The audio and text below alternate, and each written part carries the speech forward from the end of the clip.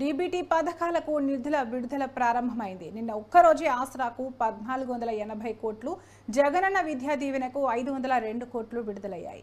మిగిలిన పథకాలకు నిధులు విడుదల కానున్నాయి.